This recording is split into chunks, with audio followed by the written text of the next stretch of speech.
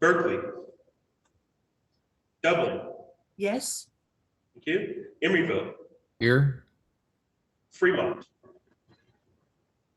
Hayward. Here. Livermore. Newark. Oakland. Here. Piedmont. Here. San Leandro. Stockton. Present. Tracy. Tracy. Tracy's here. Great, thank you. Union City. Here. Thank you. Community Advisory Committee. Present. Thank you. Pleasanton. Alameda County. We have a quorum. Thank you. All right, are we rising for the Pledge of Allegiance since we're all remote today? Oh, sure. Or do we just, I don't know when we do this remote. Anyway, all right, commence the Pledge of Allegiance for those in the room. I pledge allegiance to the flag of the United States of America and to the republic for which it stands, one nation, under God, indivisible, with liberty and justice for all. I skipped something, didn't I? Okay, great, thank you. Now, do we have public comments? This is for items really on anything on the agenda today, since we only have one topic.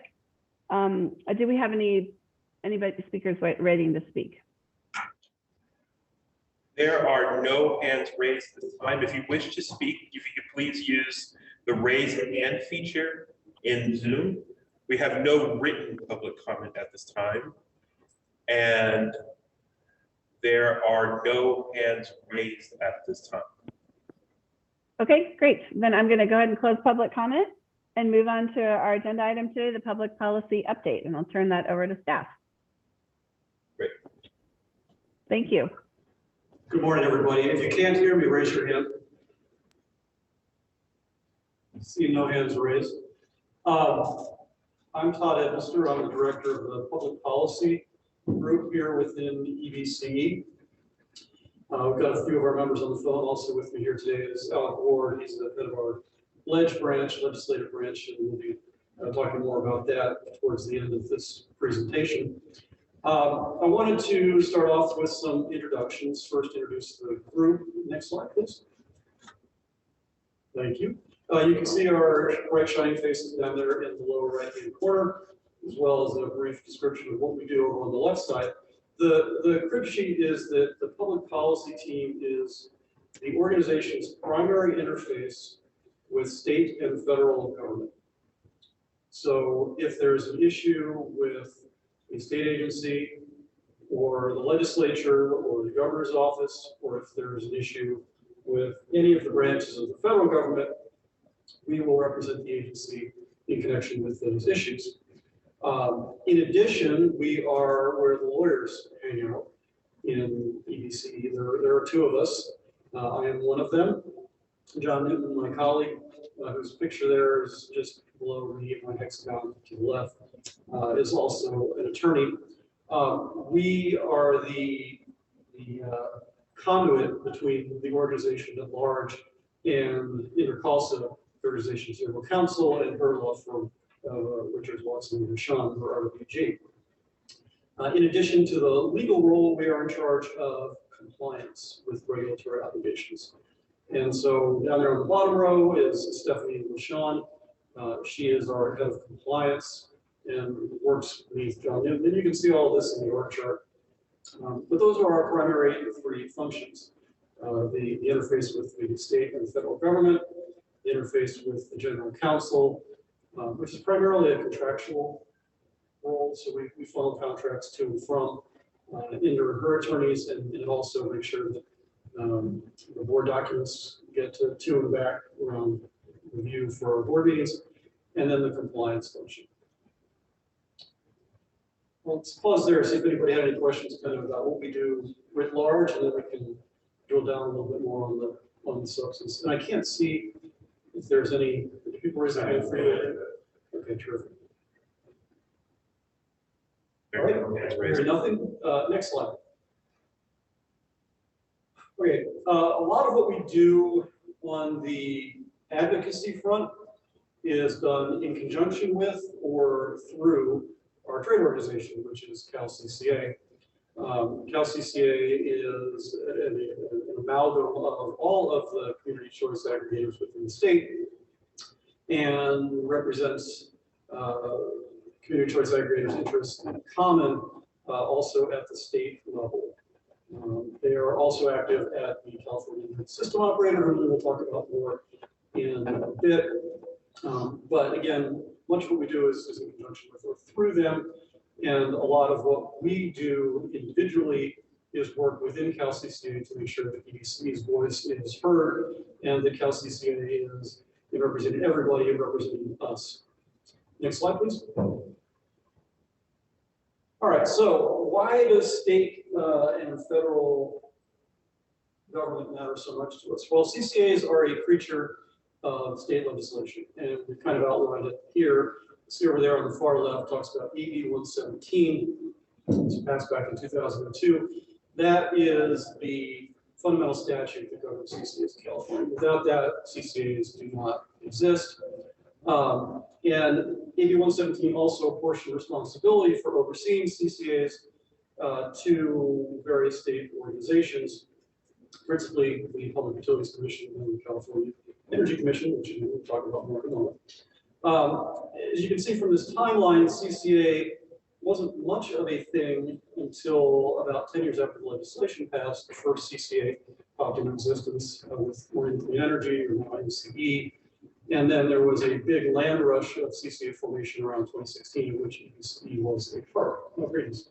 Hi, morning. Next slide, please. All right, state agencies. So the bulk of what we do here in the public policy group revolves around interacting with state regulatory agencies. We've identified 4 here. I will caveat that the one in the lower right there, California Independent System Operator, is technically not an agency, but everybody treats it like one, so we're just going to kind of lump it in there with the other organizations that actually are state agencies. So working kind of around the dial, we've got the California Public Utilities Commission, or CPUC, upper left, California Energy Commission, or CEC, upper right, California Independent System Operator, or CAISO, lower right, and then California Air Resources Board, or CARB, on the lower left. So those are kind of the big state agencies that we deal with. Next slide. So working our way around the dial here, California Public Utilities Commission, that's, if agencies are our bread and butter, the California Public Utilities Commission is our biggest slice here. Their historic brief was privately owned entities. So they formed as the Railroad Commission back in the early 20th century. They sort of grew and expanded to encompass all sorts of regulated industries, including electricity and gas. And ancillary to that, they acquired authority over what are called electric service providers. Those were retail competitors to the regulated monopoly utilities. And ancillary to that, under AB 117, they acquired some legislative authority over CCAs. So we are directly regulated in some respects by the Public Utilities Commission. In addition, because what we do as a community choice aggregator is so heavily dependent on cooperation from public utilities, in our case, PG&E, SoCal Edison, or SDG, it's mission critical often for us to have the PUC direct the utilities to do things. So we're interested in PUC not just because they have direct oversight over us, but because they have direct oversight over the utility on which we depend for wire services, and also whose rates we match and whose rates are set by the Public Utilities Commission. So PUC, very important agency for us. Next slide. All right, so who is the PUC? Well, the PUC is a hydra-headed entity. There are 5 commissioners. The PUC is by no means monolithic. Each commissioner is going to have their individual views on things. And then within the commission itself, there are further subdivisions, I mentioned a few of them here.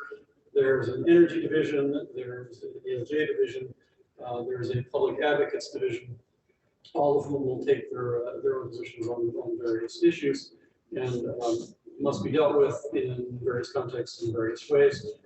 So we got it listed here, won't belabor it, but these are the decision makers. So ultimately for the PUC to act in an official capacity, generally you need to get 3 of these 5 folks to agree with you. And they will have final say over whatever issue is that is for them and are the last word at the agency level. If you are unhappy with the decisions you have for the Utilities Commission, then you do have recourse to reports, which we also handle here in the Public Policy Group, although usually through outside counsel. Let's see, next slide. All right, so as I mentioned, the PUC is by no means monolithic. For our purposes, there are 3 major divisions that we are concerned with. There's the Energy Division, the Public Advisor's Office, and the Public Advocate's Office. Often we'll talk about interaction with PUC staff. Usually when we're talking about that, we're talking about the Energy Division. But the Public Advisor's Office is important because, as you'll see here, they approve our joint rate mailers. So every year we have to go through a process with the Public Advisor's Office on those. The Public Advocate's Office is important because they, like us, will often be in a, well, so the Public Advocate's Office is a little bit unusual. They are the sort of the litigation arm of the commission. And so they'll often be involved alongside us, sometimes in opposition to us, in formally appearing before the commission. And so they can be an ally or an adversary, as the case may be. Primarily, we deal, though, with the Energy Division staff, and they do a lot of the behind-the-scenes work and heavily shape the decisions that come from the electeds, from the political appointees at the commission. Can we pause there, see if folks had questions about the PUC in general? Right, splendid silence. There's no, Are there any questions from the panel? Adrian says no. All right. So next slide. Okay, so flavors of proceedings. So now we start to get into a little bit of the substance of what's in front of the PUC as opposed to their organizational structure and process. And this this table largely shapes how we within public policy have allocated responsibility to the various members of the team. And so broadly speaking, we kind of split things up. We've got procurement, wholesale procurement, which is of course the bulk of what EBC is about, buying and selling retail electricity. And then we have rates related cases, as I mentioned, because our rates are pegged to PG&E's. We have a very strong interest in how PG&E's rates are designed to make sure that we can in fact mirror those rates. And then there's community-related cases. This is a broad category, but the decarbonization falls under there generally, as do distributed resources in their many flavors. Some of the distributed resources. Then separately, we have a distributed resources column, and then finally transportation electrification. So again, this is how we divvy the work up amongst our staff, and then on each of these columns, we have a subject matter team who will work with other subject matter experts across the organization. So if you have questions about these things, you'll probably be pointed to one of the other of our folks who are specializing in them. Next slide. All right. California Energy Commission. I don't know if anybody's ever been to their headquarters, but it's sort of an astonishingly appalling building. It was like 70 rooms at its worst. It's almost worth a tour just to experience it. Like, it's amazing. So if you're in Sacramento and have some time to kill, do check it out. It's remarkable. The CEC is kind of a funny organization. It was founded with a schizophrenic mission. It originally existed to do these somewhat contradictory things of promoting energy efficiency and nuclear power generation. So the idea was, because nuclear power was not tremendously popular in localities where utilities wanted to site it, that the siting authority would be placed with the state agency that could then plot nuclear power plants up and down the coast. I think there were, at one point, there was a RAND study that said we need 200 of these things. But simultaneously, the CEC would be responsible for promoting energy efficiency with the goal of reducing the need for some or all of these plants. And in the event energy efficiency won out, and obviously we don't have nuclear power plants all up and down the coast. So kind of cool. But as an outgrowth of that, their mission has been, or their primary mission has been historically siting thermal power plants. So even though the nuclear power plants never really happened until very recently, there was still a fair bit of gas-fired power plant development. And if you had a large-scale gas plant with 50 megawatts, it would be subject to CEC environmental review rather than local environmental review. With the end of natural gas power plant development, they were kind of casting about for mission, and as of this year, they're now responsible for siting large-scale, industrial-scale solar plants. So solar plants with 50 megawatts would be sited by the CEC. The energy efficiency work remains at the CEC, and our primary interest there revolves around REACH code work that they do. So they're responsible for appliance efficiency codes, which supplement or supersede. They're usually more stringent. They don't obviously preempt, but they can still be enforced, notwithstanding less stringent federal codes for the most part, for a whole slew of appliances, not just the electric appliances, but also things like faucets and appliances that use a lot of water. And so they set building codes around efficiency. So building envelope efficiency, for example, that resides with the CEC on a statewide basis. So that's obviously a hot topic in the letter of the Ninth Circuit's decision around Berkeley's building codes. So we're not that as well. But they also spread a lot of money around. So that there are numerous instances where other agencies will provide money to the CEC, which will then divvy it up amongst various stakeholders. You can see mentioned there on the last bullet point. But that's one of the major roles as well. Next slide. Yeah. Question? Yeah. On the appliances, I know Berkeley's going straight, they won't allow any more gas. Well, that's what they wanted to do, yeah. But the Ninth Circuit just said, sorry, you can't do that. Instead of like, okay, I have a gas stuff. No, I didn't pay too much attention to the fumes. And now I see, now you're getting me aware that when you turn the stove on, you smell even fumes like next to it. So what kind of incentives are for people to start switching over to electric? Well, so there's incentive programs, and then there's codes and standards, right? So the codes and standards are kind of prescriptive. Thou shalt not put new gas hookups in the building. That's what got struck down by the Ninth Circuit. But there are also incentives, and so an example of an incentive would be, say, a program for induction cooktops. And so JP from our programs team has been working hard on that around building decarbonization initiatives to make it more attractive for people to, in the example of your stove, go out and get an induction cooktop. So you can put money on the hood, if you will. That's one really basic example. You give somebody a rebate. You buy an induction cooktop, we may cost you $1,000, we'll kick in $500 for it. We lend out induction small, like hot plate equivalents, so people can try them and get comfortable with them. That's another example of that. So those are some simple examples of incentives that you can do. We're building in Livermore tiny homes, and that's where we're gonna stove, liquid stove tops. Yeah. Burners. Okay, so does each city have its own incentives, or is there a state incentive, or? So there are state incentives, and then there are also local incentives, and then there are CCA incentives. So there are multiple layers of incentives that are stacked. So how would one person who is not on this board know? Yeah, that's the tricky part, right? Because there are so many players in this space.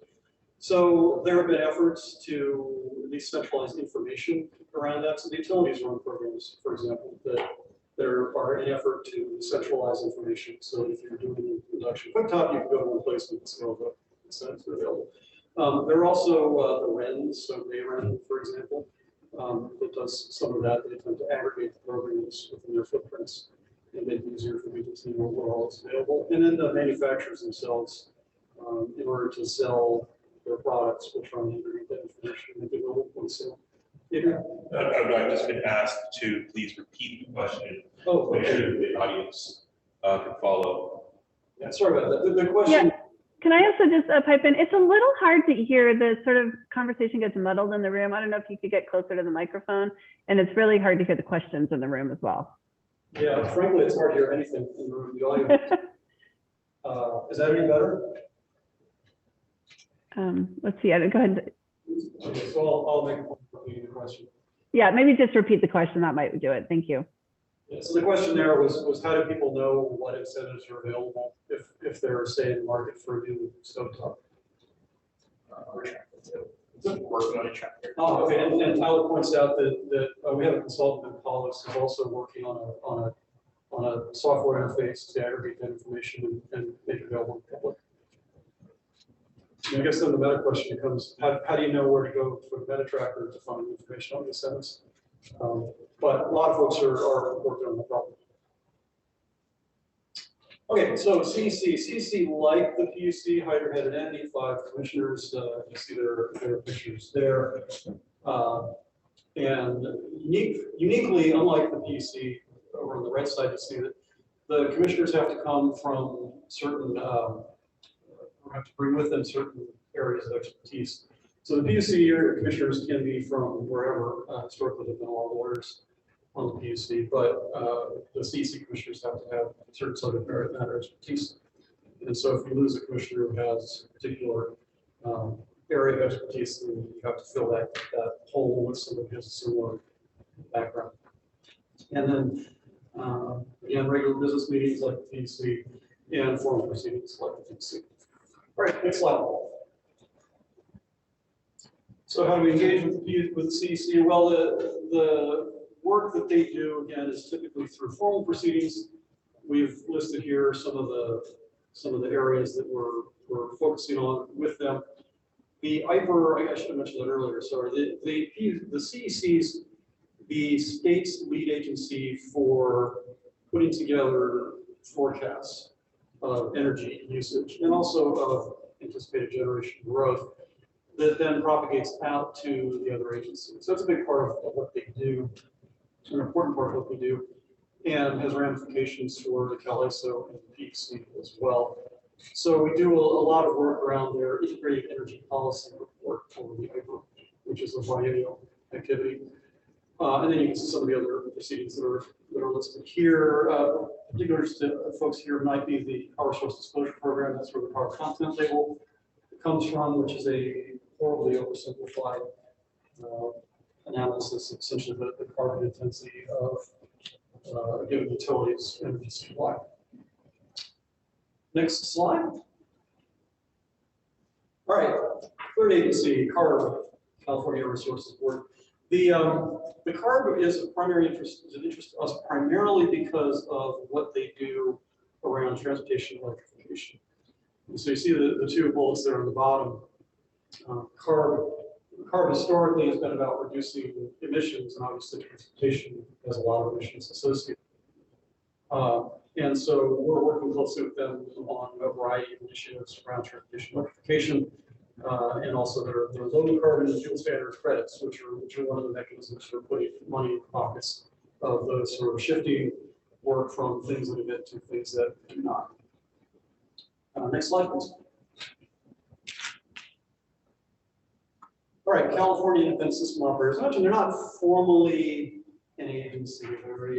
They're technically a public benefit nonprofit corporation. But they function much like an agency in large part because their board of governors is appointed by California's governor. And so the governor can direct what the CAISO does through the CAISO's board of governors. But what they really do at core is they operate the transmission grid. So that's their central mission. Now, ancillary to that, there's been a lot of, I would say, mission creep for the CAISO because what they do as part of operating the grid is they operate energy markets. So they operate a variety of wholesale electricity markets. And that's how they essentially ensure that there's adequate generation around. They also set a tremendous number of rules around what generators can and cannot do. Much of that's an outgrowth of the energy crisis, but we do have those rules, and they play a big role in terms of what we have to buy and what we pay for, what we buy at wholesale level. And then in addition to all of the markets that they run and their second by second operation of the grid, they do a lot of transmission planning. And that overlaps with the IPER, which is an input to the transmission planning process. It also overlaps with the work that the utilities do. They have their own separate transmission planners. And it intersects finally with new generation because as part of the transmission planning process, the ISO will determine where the transmission lines go, which in part determines where the generation goes. And then also on the generation front, the CalISO is responsible for interconnecting the generators. So if you are a generator and you want to plug in the grid, you have to sign an agreement with the CalISO called a generation interconnection agreement. This is all been somewhat problematic, as you will hear when Alec talks about legislation. It takes forever to get through the CalISO's interconnection process, on average 6 to 7 years, and it's extremely expensive.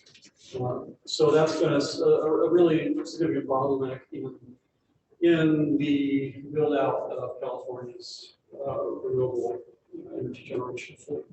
And it's a challenge for us here at AEC as we're trying to meet our various obligations.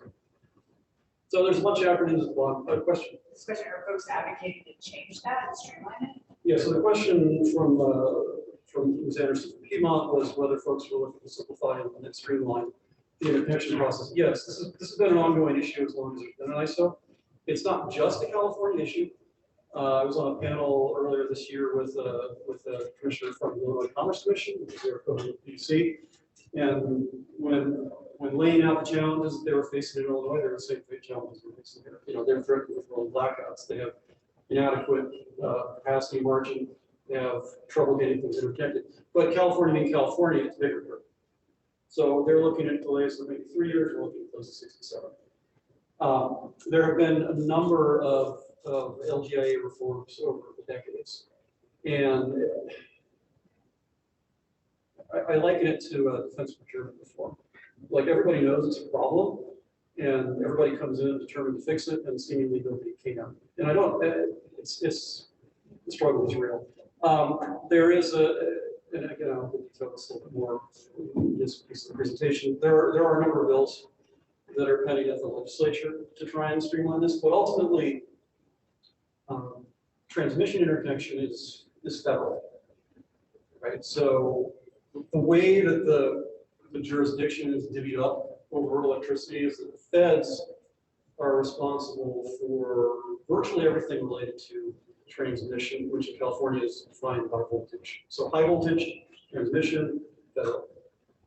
So the really, let's say quite the only, but the biggest lever that California has to pull around transmission is environmental siting. It's the one piece of transmission that the state is responsible for. So the federal agency overseeing transmission is the Federal Energy Regulatory Commission, or FERC. They do all the rate stuff.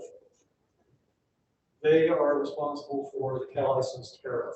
So all of the rules around large generator interconnection, those are all established through a FERC process. So all the fight about that is happening at FERC, and the state can only impact that indirectly by participating at FERC institution, which I used to do when I was a PhD employer. So, so the state is there doing what they can, but it's at a remove, right? But environmental siting is one place that we can work to improve the transmission interconnection process by accelerating that. And I think that died, right, Alec? The streamlined environmental review for transmission? It's still alive. Oh, it's still alive. The governor's pushing it. Okay, good. Yeah, so that's in play. That's in play. That may help. But yeah, it's running. Okay, Next one. All right, so maybe you thought that was the deep dive, but we were just getting started. Let's go ahead. Next slide, Peter. All right, so let's start. Actually, if we can go back for a minute to the fifth slide, sixth slide, it was the table, the verticals there. Go back to that one.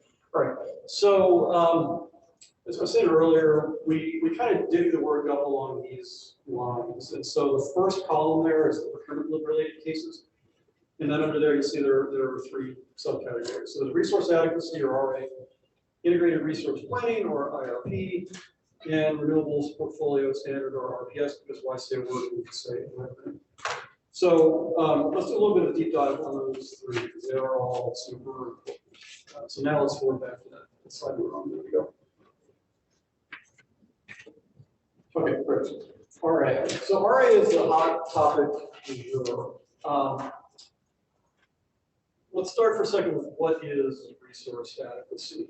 So there's a saying that they also serve those who only stand and wait. The concept here is that if you're running a power grid, you need to have resources that you can call on at any time to instantaneously meet demand. Right. So if I go and I plug this laptop in and I turn it on, I've just bumped up the amount of electricity that the grid has to supply. And so people are always doing that, they're plugging things in, they're unplugging things. And the grid has to fluctuate with that demand in real time. And so how do you do that as a grid operator? Well, at least in some instances, you have to have power plants that aren't running, but they can run. They're there for you. If, let's say, a heat storm comes in, everybody's turning their air conditioner on. And how do you ensure that those plants will be there? Broadly speaking, there are two ways. Okay, there's the way that everybody does, which is you have what's called a capacity market. So you pay people to sit around, essentially. You're paying their capital costs so that they are there in case they are needed. And in California, what we call capacity is RA. So RA, resource adequacy, is essentially a capacity payment. It's paying a generator to be there in case they're needed. It's not paying them to operate. Right? They may never operate. They may operate only 2 hours a year. But they're still getting paid to be there for those 2 hours that you need them so that you don't have to do rolling blackouts. And RA is the mechanism in California to do that. The other way, this is the Texas way, and also the way that California did things up to and through the energy crisis, you don't have a capacity market. You only have an energy market. And you let prices go as high as essentially sky's the limit. I mean, I think Texas has a $10,000 kilowatt-hour price cap. And so the underlying economic theory there is that our hypothetical plant owner who's just sitting around, even though they're not getting paid potentially for years, they'll still sit around because they might get that 1 or 2 hours a year where they can get $10,000 a megawatt hour. And so it'll all work out. Because somebody will be willing to take that risk, potentially sit on a $500 million asset indefinitely, waiting for that handful of hours. You can ask Texas how all that worked out. We found out in 2000, 2001. So everybody else outside of Texas has some form of capacity market. Many states, many regions have a central capacity market. So generators will come in and they'll bid into the central capacity market. I will sit around and wait if you will pay me a certain amount. Okay, so PJM is a big regional transmission operator on the East Coast. They have a centralized capacity market. That's how it works over there. New York ISO, so etc. California doesn't have that. So we have a capacity market, but it's not a central capacity market. It's a bilateral market. And it's all set up by the CPUC and overseen by the CPUC. And this has its roots in the energy crisis, recognized in the energy crisis. Okay, energy only doesn't work. Let's do a capacity market. But if we do a capacity market like a PJM or New York ISO, then it's going to be subject to federal jurisdiction. Okay, it's going to fall under the transmission category. It's going to be run by the ISO. FERC is going to have oversight of it. That's bad. Because then you're at the whims of whatever federal administration might be dealing with, and certainly circa 2000 and 2001, under the Bush administration, that was FERC, that looked like a very attractive option. So we got RA, resource adequacy, run by the PUC, bilateral market, not central. And you can see the objectives there, but the basic idea is, all right, well, we'll have these markets, we'll get money to these generators who will, if they're existing generators, they will then stand and wait, but they're getting paid, so they'll be there. Or for new generators, they're going to get a bump in addition to whatever energy payment they might be getting, and so they'll build. Right? So that's the 2 points here at the bottom. Okay, let me pause there. That was like a massive info dump on the background of RA, and see if folks had questions, if there was anything there that I could clarify. Question? Yes. Would a microgrid help prevent shortages? Would Any a microgrids? microgrids? Not really. So the thing about a microgrid, well, okay, there's a definition. The question was, would a microgrid help prevent shortages? So you've got to kind of define your terms, right? Like there's a disagreement around what is a microgrid. For one thing. So a microgrid could be a generator at the end of this table. And now this room is a microgrid. More conventionally, a microgrid is thought of as something sort of larger than a single room. Might be a building, it's a little bigger than a building, might be a few blocks, let's say. But let's say a microgrid, for purposes of this conversation, is a few blocks. So it's like a hospital complex or something, right? Or UCLA. I think they built out a microgrid down in SoCal. So a microgrid, in that sense, is best thought of as kind of an electrical gated community. So it prevents the lights from going out within the confines of the microgrid. But it doesn't really do anything for everybody else outside the microgrid.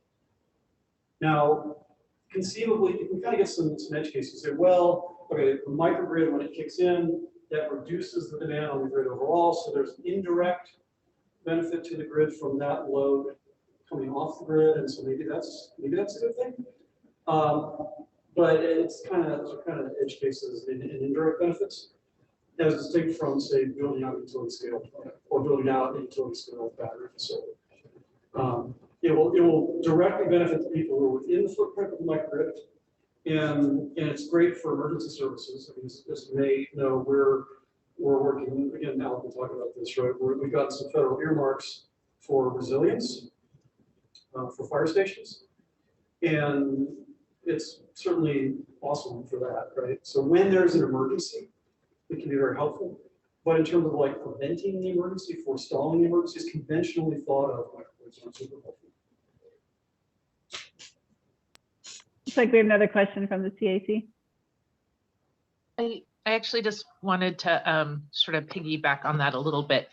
In our jurisdiction, especially as we're expanding out to new service territories, rural communities who are often the very last to be put back on the grid because the population is lower, so sometimes can be off for really long periods of time. Where I grew up was one of those places, would benefit really strongly from a microgrid because, you know, communities that are the last on, but often affected because of the issues with transmission lines, like getting all the way out to them, they can benefit really, really strongly. So that's all. Microgrids have another purpose here. Individual communities or buildings or compounds or what have you within the confines of the microgrid itself benefit enormously. But it's not really, unless you had like everybody was a microgrid, in which case you don't necessarily have an integrated grid anymore. It's not going to impact your RA situation. Or unless you expand the microgrid to a scale where at that point it becomes almost like its own municipal utility, and then it's not really microgrid anymore. Not a real great fix for RA challenges. Okay, next slide. Okay, RA requirements, probably more detailed than we need to go into, but the bottom line here is that RA comes in different flavors, which you can see spelled out here. And of the 3 flavors, EBCE is only responsible for acquiring 2. The system and the flex, the local is acquired by PG&E on our behalf. There's some further nuance below that around kind of our ability to procure local and in some respects displace PG&E, but ultimately it's not our responsibility under the RA scheme. And that is noted at the bottom. The CEC, going back to the IPER here, feeds the PUC information, feeds the CAISO information, which then feeds the PUC information, which drives our obligation. So that's the actual amount that we have to procure for it.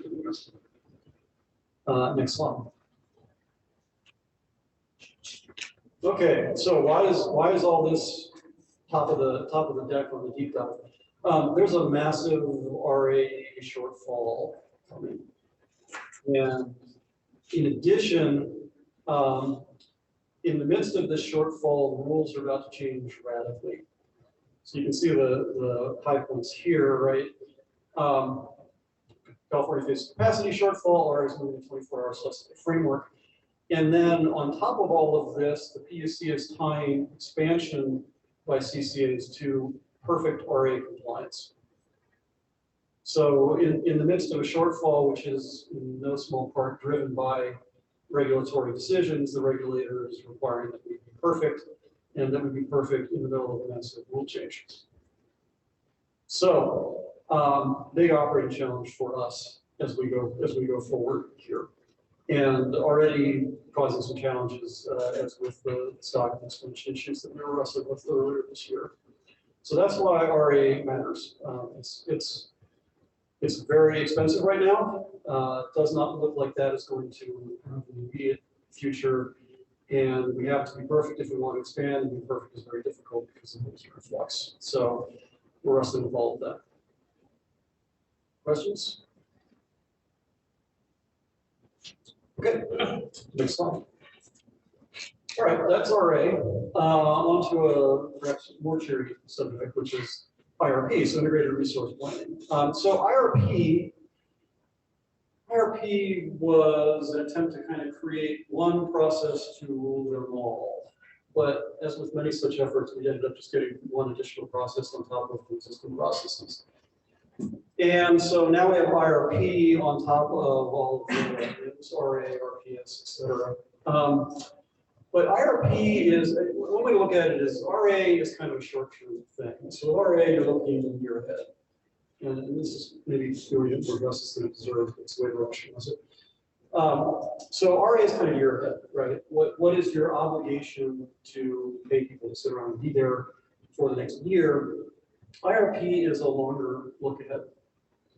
And so the IRP is supposed to be a biennial planning exercise. It's not supposed to, at least it was originally configured, it wasn't supposed to have any obligations associated with it. That's gone out the window.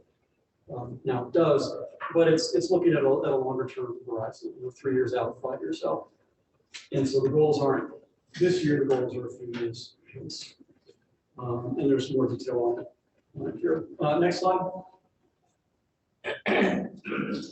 So the idea behind IRP is essentially to prod entities such as ourselves to acquire more capacity, build more new generation. And so this graph is just showing the trajectory for new build under the IRP framework. So each of the dark blue bars there is just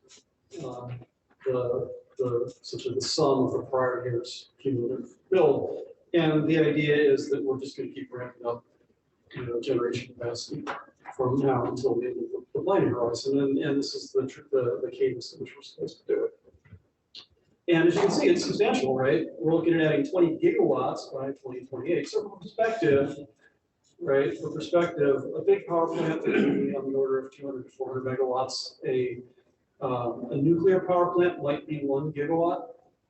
So if you look at like just a unit at a nuclear power plant would be 1 gigawatt. If you look at like a Diablo Canyon, it's about 2 gigawatts. So just for perspective, this would be the equivalent of 10 Diablo Canyons in terms of the output by 2028. So this is a big lift. This is a lot of utility scale generation that we're all going to have to build pursuant to the ARP framework.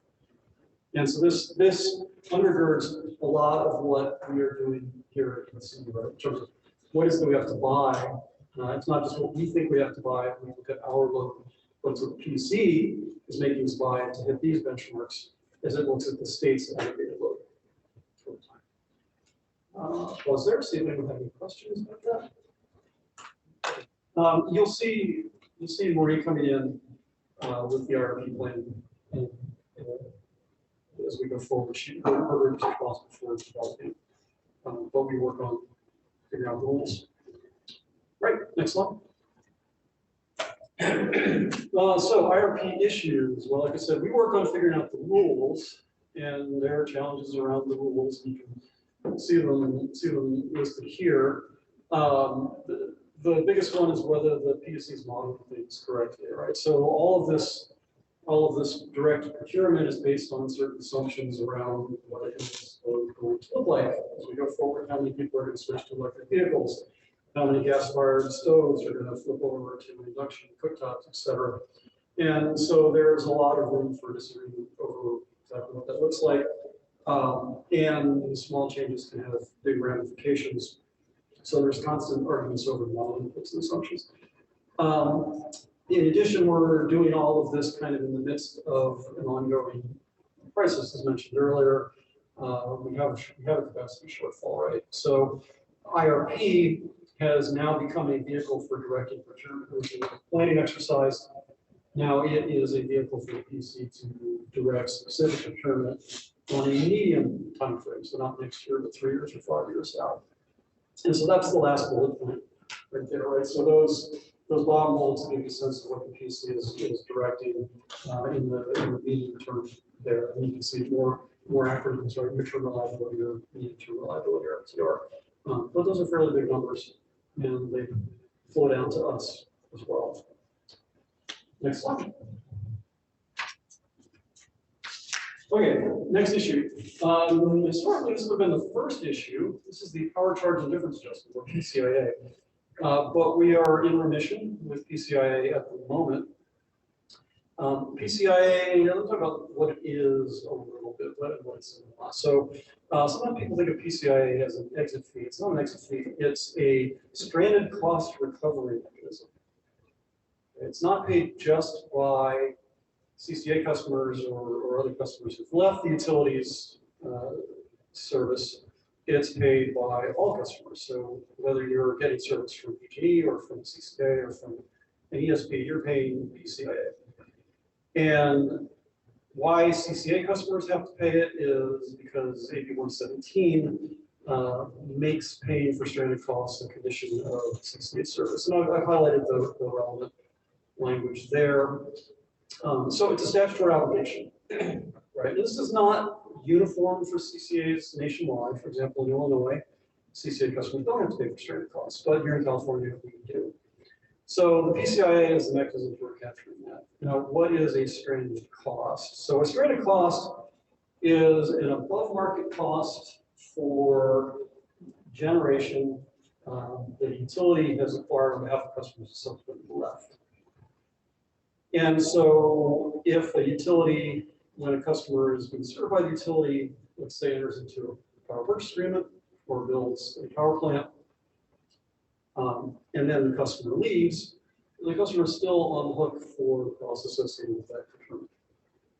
There's a flip side to this, though, which is that if energy prices spike, which is what we're seeing now, or if capacity prices spike, or if RPS prices spike, then it's possible that those assets, instead of being stranded, they'll actually be at or below market. Now, in that circumstance, this does in fact work in reverse. And so the stranded costs are no longer stranded. Now those assets are actually in the money. Customers get money back from that. And that actually is the world in which we are living as of the next year, where the sensibly stranded assets have turned out to be in the money. Curious dynamic where we are benefiting from extremely high prices And that's why PCI is no longer the top item on the issues list here. We're actually going to get money back through PCIA starting next year. Next slide. Okay, so we talked about this a little bit here, and the highlight there on the bottom was the PCIA capture portfolio value. It's nice that we're getting money back, but the question now is instead of are we paying too much in stranded costs, are we getting enough money back, right? That they correctly value these assets. Still remains an issue. So we litigate that in next slide. Let's see, let's skip that. Next one. Yeah, we litigate that in a pair of proceedings that the Public Utilities Commission called the ERA, the Energy Resource Recovery Account proceedings. So there are two of these proceedings. One was backward-looking, one is forward-looking.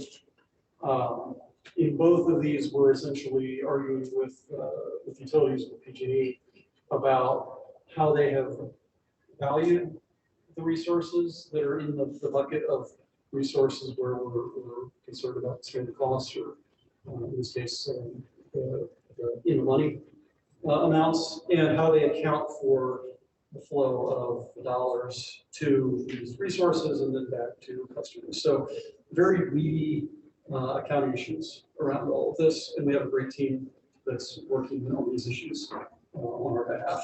So 2 proceedings per year, ongoing fights, backward-looking and forward-looking.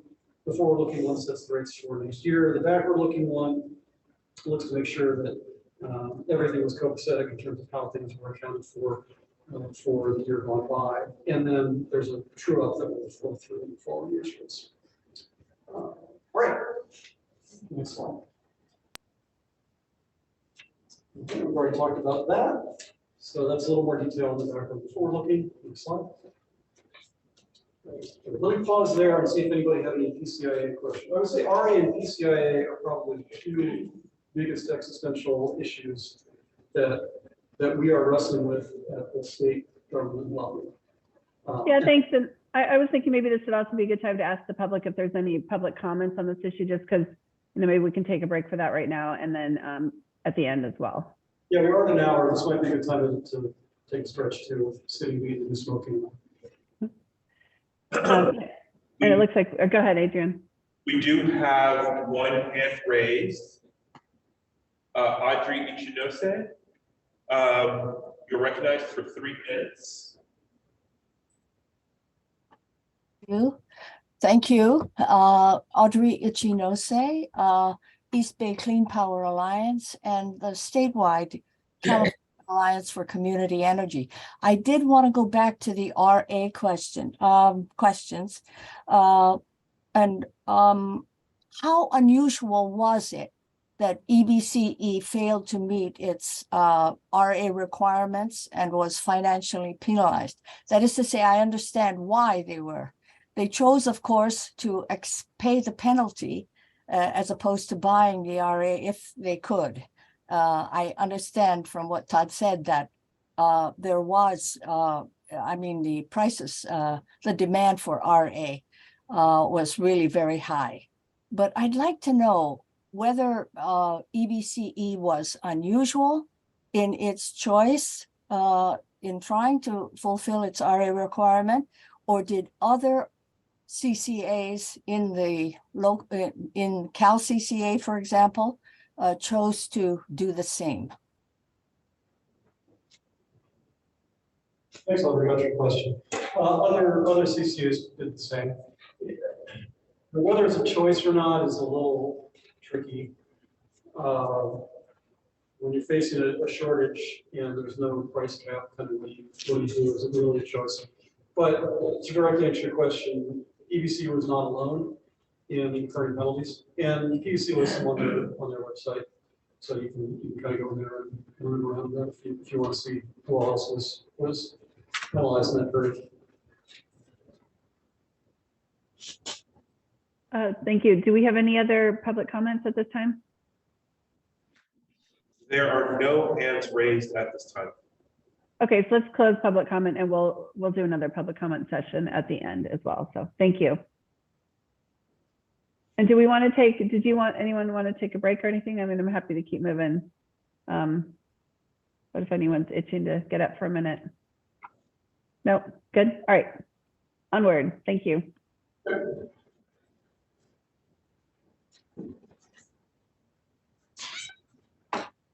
All right, so let's shift off of RA and PCIA, the larger existential issues, and shift gears into distributed energy resources. So as you can see, definitionally, what are DERs? Well, they're small resources that can be kind of anywhere or everywhere, as distinct from utility scale resources. And distributed energy resources also can be demand side as well as generation side, although some of the demand side resources get their own category, which is DERs. So we have DERs and DERs. I tend to think of DERs as a subset of DERs, but they're on the demand side. So the the virtues here are numerous. We've articulated some of them in these various bullets here. And EBCE, with the focus on local, is very active in advancing distributed energy resources at the state agency level. And so you can see some of the proceedings in which those issues are in play. They also are mentioned like the resources themselves. So there's a high DER future proceeding, which is focused on we talked about interconnection issues for transmission level customers. The high DER future is wrestling with one of the things, interconnection and build out of the distribution grid for small resources that plug in at the lower voltages, where we see similar challenges to what we're seeing at the transmission level for customers both on the demand and the generation side. And that's also being taken up by the and that is a place where the state has jurisdiction rather than the feds. So quite understandably, that's the big focus of the state government. There are also more programmatic proceedings. So there's the SGIP, the Self-Generation Incentive Program proceeding, DSGS, Demand Side Grid Support proceeding. These proceedings are around providing incentives for particular types of small-scale generation to alleviate various grid issues. So different ways of approaching the same problem. And then there's demand response, or DR, which, as the name implies, is when people shift their demand in response to some trigger, whether it's a financial trigger or a grid condition trigger. So those are the kind of the major buckets under the DER label. And we're again working hard to make sure that there is a role for EBCE in particular and CCAs in general to play in all of these spaces, which, when it comes time to operationalize JP's development programs, will kick up. Next slide. All right, direct access. So way early on in this presentation, I mentioned electric service providers, or ESPs. If we go way back in time to California's energy industry restructuring in '96, with the 1890 identified there, the notion was that California would look much like Texas does today, where you would have full retail competition. The investor utilities would be out of the retail electric game, and anybody who wants electric service would have to enter into a contract with some intermediary who would then buy electricity. So that didn't work out. And so in the midst of the energy crisis, most of the folks who had switched over to ESPs went back on utility service. So the ESP share of the market, which was never that large, shrank precipitously. When the energy crisis was resolved, wholesale power suddenly became very inexpensive, and ESPs became comparatively attractive again versus the IOU rates, because the IOU rates had the energy crisis prices locked into them, the ESPs did not. There was a bit of a stampede for the exits by the ESP customers then, and the legislature closed the door on it. And so those who had managed to get over to ESP service were essentially grandfathered. So there was and remains today a a slice of the market that is served by ESPs, but that percentage of the market, that amount, I should say, of demand was capped. There have been a couple of bumps up in the cap since, but essentially DA remains a relatively small player. Nonetheless, they are a competitor with EDC, and so one of the things that we have to wrestle with is kind of what to do when every so often there's an effort by the ESP community to expand their share of the market to increase those caps. And so you can see here kind of the history of it. The last bump up was in 2018. The next slide, please. Yeah. So the issue with DA is, from our perspective here at the CCA side, is that they don't build, and they're really good at optimizing existing resource. That's their game, but they don't build much new. And in an era where we're already capacity constrained, you can see a lot more construction.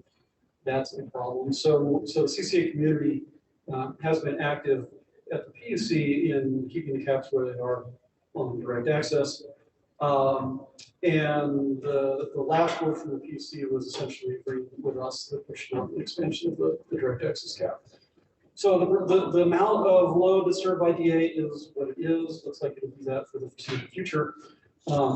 As customers roll off of DA, for whatever reason, whether they say close the factory or they go to CCA service, and we have picked up customers off of direct access.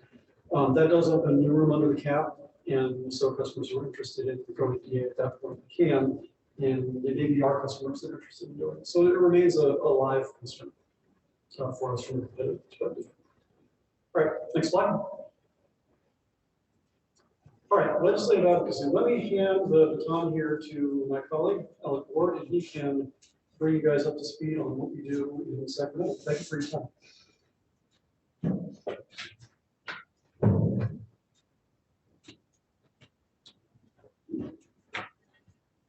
Great, thanks for having me today. Alec Ward, Principal Legislative Manager for Bay Community Energy. So there's certainly not a firewall or anything between ledge and regulatory. It's actually very interconnected. I rely on the regulatory folks for their expertise. Oftentimes there'll be issues on the legislative side that I end up passing for their implementation over the regulatory team. So work very closely with Tom and everyone else on that team. But today I'm going to tell you a bit about our legislative processes at EDC, as well as talking about our delegation, give you an update on the bills that we voted through in May, and then also talking about some strategic communications that we're working on to increase our footprint legislatively. So right there is an image of the legislative program. That's really the holy grail for everything we do legislatively at EDCE. It contains all of our processes there. It also has high-level guidances and principles that we follow through our accelerating decarbonization, promoting local development, and stabilizing community choice.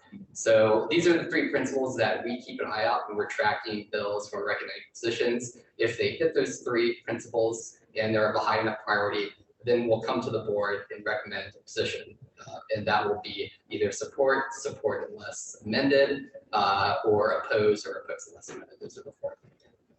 So we've already done that once. I'll talk about that a bit later. But other things we do is we are the conduits to our legislative offices.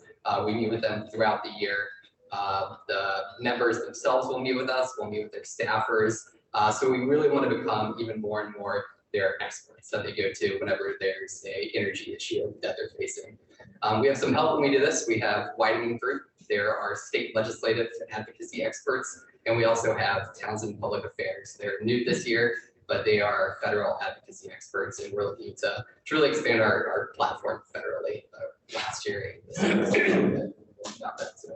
the next slide. Right, so who are our state legislative members and which committees are we focused on? Not surprisingly, energy is our big committee focus. So we have on the assembly side, Utilities and Energy Committee. Just some high names there. Chief consultant there is Laura Scheibe. We do have one member of our EDC Assembly delegation on that committee. That's Assembly Member Barricade. And then on the Senate side, the wordier of a name there, Senate Energy Utilities Communications Committee. Chief consultant there is Nydia Batista. And we have two Senate committee members. So we have Senator Eggman, and we also have Senator Skinner.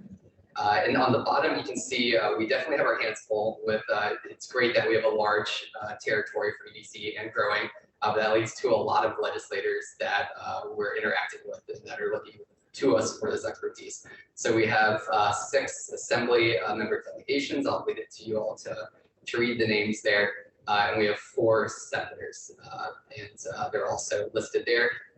Senator Skinner gets a star. She is very important. So they're all important, but she especially being on the Energy Committee, and also she's on the Senate Budget Committee. She's the chair there. And that's very relevant, especially right now as the governor is working through his budget and the Assembly and Senate negotiations as to what's going to be in that. And we'll also talk a bit about that in coming slides. So we can jump to the next slide. So federal delegation, we also have really good representation on the Hill in DC. I was actually able to fly out there a couple months ago and meet with a bunch of our offices. And they're large fans of what CCAs are doing, what EDC is doing. So it's very easy advocacy that we do in front of them. But our House offices are Carter, Rep. Lee, Rep. Swalwell, and Rep. Khanna. And our US Senate, of course, is Padilla and Senator Feinstein. So we've been growing these relationships, as I mentioned. It's already come to fruition, our work with them. This past year, we actually received $2 million in community project funding. We got that from Representatives Swalwell and Rep. Khanna. You can see we met with Rep. Khanna this past fall to talk about the project. It's going to be $1 million for Hayward, $1 million for Fremont, and these are for installing solar and storage on municipal buildings for resiliency. So they were large fans of these projects. We're actually going to apply again this year for $3.5 million. We're actually in the process. Senator Padilla and Senator Feinstein have both put forth $3.5 million for us. So we're fingers crossed, maybe going to see some of that by the end of this year. But it's a complex project. Sometimes it's called earmarks. It's kind of a dirty word in DC now. But it essentially is getting funding through the appropriations process, getting it directly from the legislature for certain projects. Since we're a not-for-profit entity, we qualify. So we'll continue trying to push our projects there. Other things that we're working on federally is also, I'm sure you all have heard, Inflation Reduction Act, the IRA all day. That's a huge focus, and also IIJA, Infrastructure Investment Jobs Act. There's billions of dollars in there that are touching down our communities. New programs are coming out every month, so we're tracking, I think, like 40 or 50 of them right now, and already applying for some of them. So we'll come to the board whenever we get any luck with those programs to keep you all up to date with what's going on, but something we're certainly taking very seriously. And I think, as Todd mentioned too, we're hoping to offer a tracker where a customer DVC can go onto our website, type in some information, their zip code, and then they'll be given a whole list of all the programs that they qualify for. So there's a lot of customer-facing programs in there. So not necessarily EDC as the conduit for getting that funding. Next slide, please. So adopted bill positions, you all voted through 8 positions at the last meeting. I won't go into too much of a deep dive. A lot of that was in the memo that was given there. We're happy to answer any questions. As expected, we've lost a couple of these bills. This was a historic bill year. There was over 2,000, almost 2,000 bills introduced. We had almost 100 that we were tracking. So it was a busy spring there.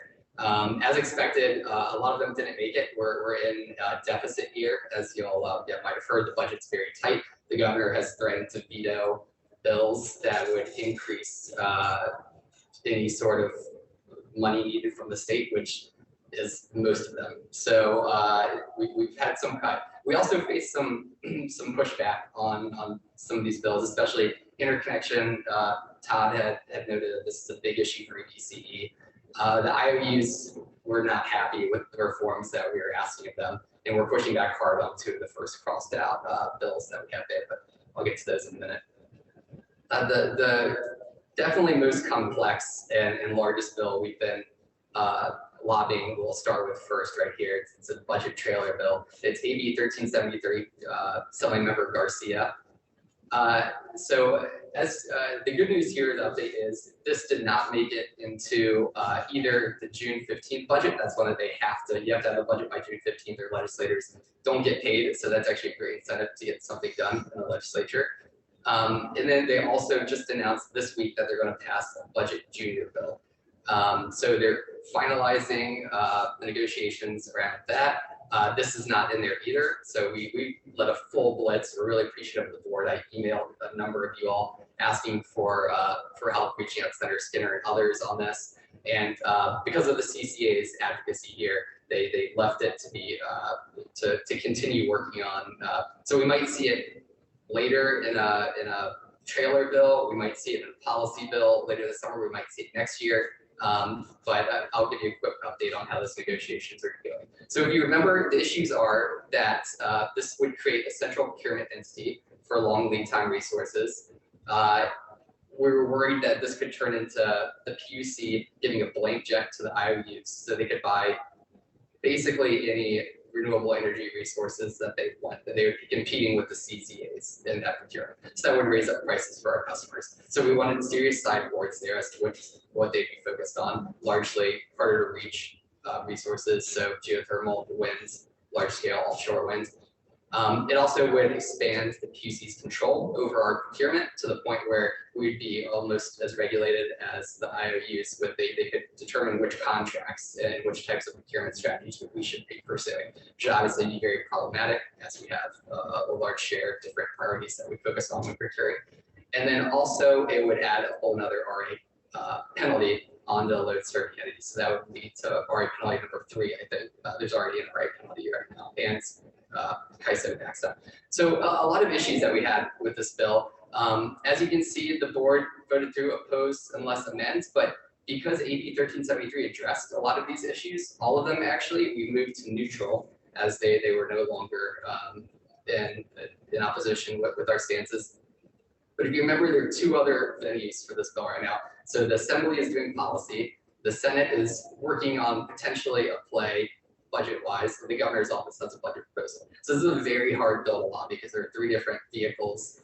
Only AB 1373 has language out right now, which is why we have it on this tracker. But all the policies are all the same in these bills, what they're originally starting from.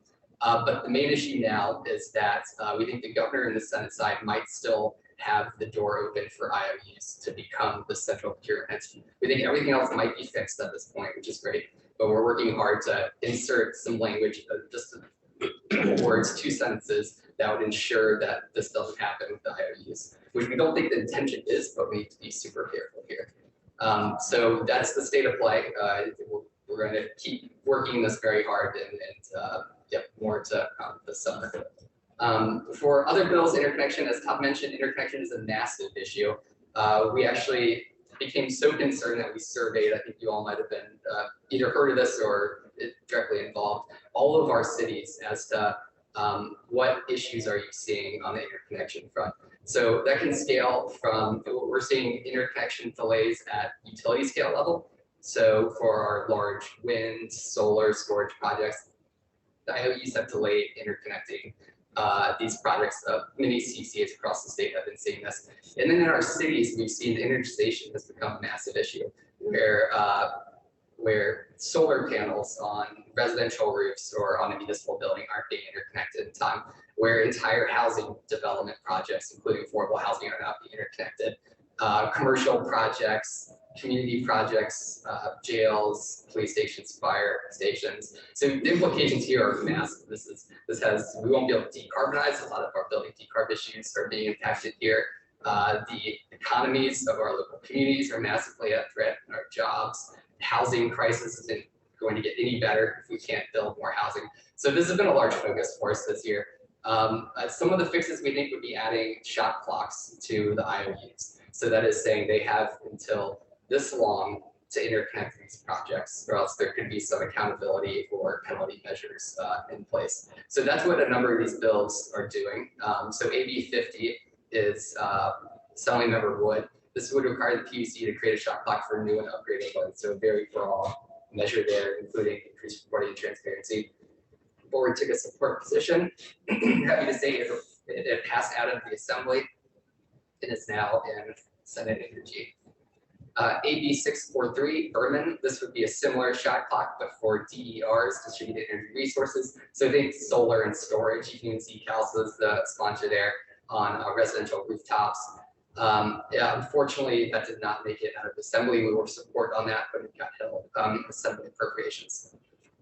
SB 83 is Senator Wiener. This would require the PUC to do a shot clock on new development, so new construction. And it would also have penalties for its deadlines. A lot of these had other measures, including deadlines and reportings, or penalties and reportings. We were support, but that also got held in Senate appropriations. And then lastly, SB 410, Senator Becker. This would require a shot clock for new and upgraded load. Consider remedial actions if they don't hit those shot clocks, increase reporting, ensure that the staffing is adequate with what we're trying to do as a state with our large goals. So we were support there, and that is currently also now in the second House Assembly for the Energy Committee. So 2 out of 4 isn't bad. It'd be great to have more, but that's what we're dealing with so far. So next slide, please. So only one more live bill here. This is AB 557, Assembly Member Hart. This would allow EDC to continue its video conferencing flexibilities that we had during COVID crisis. I know it's important to a lot of our board members, especially as we are growing into Silicon Valley. And also it makes it easier for participation virtual if we're the public. So we've seen it work very well during the COVID crisis. We want those flexibilities to remain in place. So the board with support on that. It's currently passed out of the Assembly. It's now in the Senate, and it's going to be in Senate Judiciary. The analysis just came out on that, so keeping a close eye. Unfortunately, the last 2 bills here did not make it through. SB 529 Gonzalez. This would create an EV sharing service, affordable multifamily housing projects. It's a great concept. We're actually keeping an eye. Federally, there might be a bill introduced that could help incent this. The same organization there, Lacey, is sponsored this bill, is working with Assembly Representative Berrigan's office to see if this would be a possibility. So we're keeping an eye there. And then also SB 527 would create a neighborhood zonal decarbonization program. We were supportive of this, but did not make it out of the Senate. Jump to the next slide.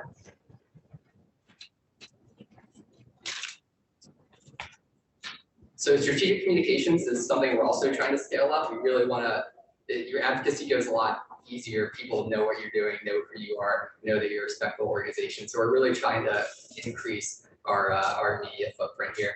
We actually have now a contractor, Ben Palos, who's helping us do this. One of the main measures and methods we have here is the CEO's Desk blog. It comes out quarterly. I hope everyone's subscribed here. If you're not, let me know. We'll get you on there. I'm pretty sure we got the board on there though. And we're including other policymakers throughout California. So agency staff, commissioners, or legislators, their staff, even DC staff, we're all getting this. And it's a great way to, we use it to highlight the big happenings at EDC, things that we're proud of, talking about policy issues that are really important right now. We do profiles. We might be asking some of you in the future to be interviewed for a board profile. We also do staff profiles. And then lastly, we include news clips too, from where we're getting some traction with different newspapers and publications. So as I mentioned, it goes out to policymakers. You can also find it online on our website.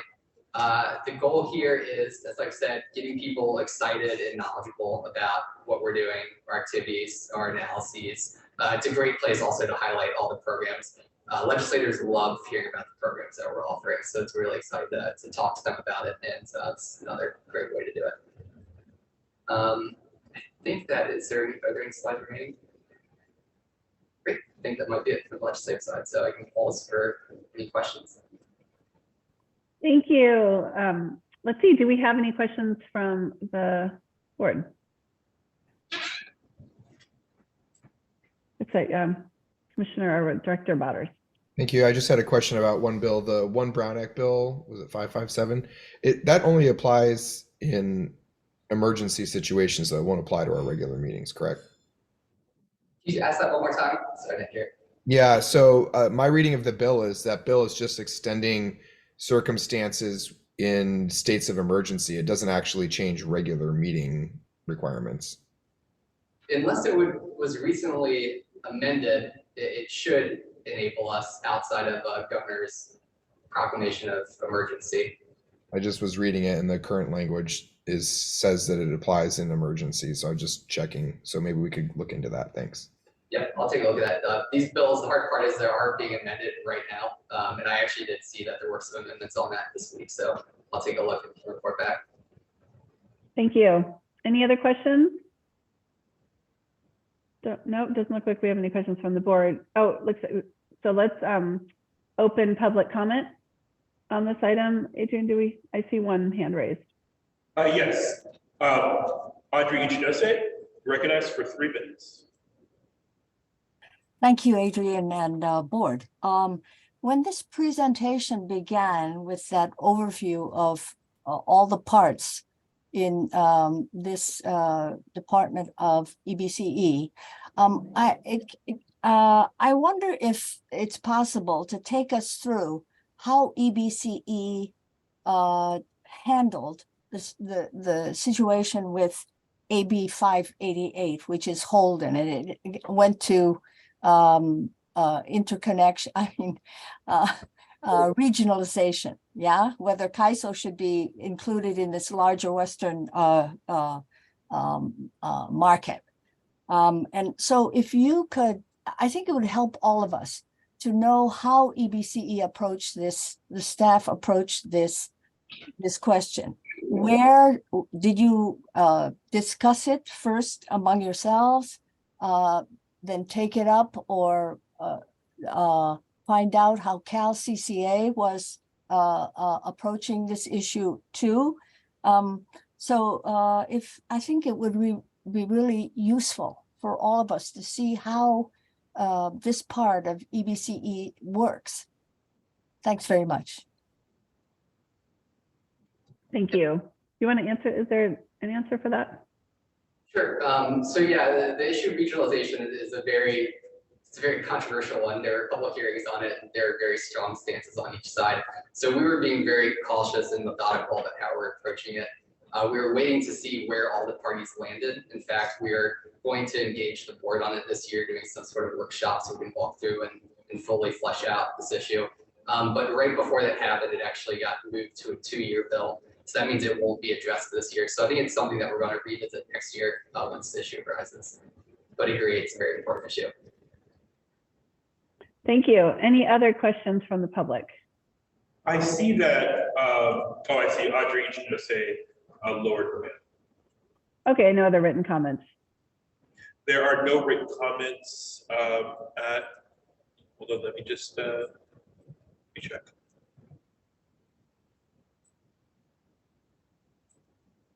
There are no written comments at this time.